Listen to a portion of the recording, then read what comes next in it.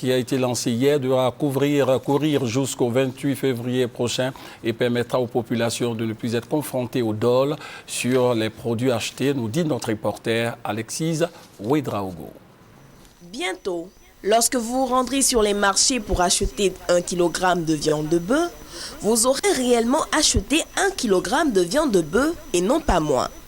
C'est le défi que veut relever le ministère ivoirien du Commerce qui vient de lancer la phase 2 de sa campagne de vérification des instruments de mesure sur le terrain.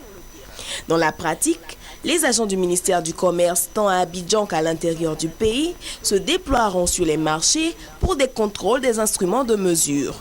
Au terme de ces contrôles, des signes distincts se verront appliqués sur les matériaux acceptés ou refusés. L'étape suivante, c'est de vérifier tout ce qu'il y a comme appareil de mesure, surtout de peser les températures, et ça va couvrir tout le territoire ivoirien. Et cette fois-ci, ils vont passer dans les marchés partout, ils vont passer dans les abattoirs, ils vont passer visiter les champs froids pour s'assurer que les températures de conservation qui sont affichées par les appareils des commerçants, que ces appareils sont fiables.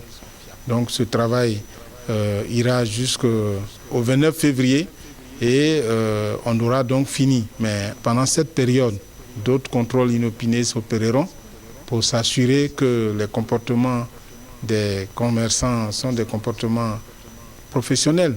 C'est-à-dire les instruments de mesure sont fiables et sont crédibles. Les populations peuvent donc pousser un ouf de soulagement. Sur le terrain, les contrôleurs du ministère du Commerce feront désormais appliquer la justice et la loi. Les fraudeurs, eux, s'exposent à la rigueur du code pénal. Leurs appareils peuvent leur être retirés et la loi prévoit même des amendes pouvant aller jusqu'à 10 millions de francs CFA. Des peines de prison aussi sont prévues, allant de 5 jours à 6 mois, voire à 2 ans de prison. Rappelons que la phase 1 de cette campagne, qui a touché les stations-service du pays, a connu un franc succès. Les pompes des stations-service en Côte d'Ivoire ne sont pas truquées.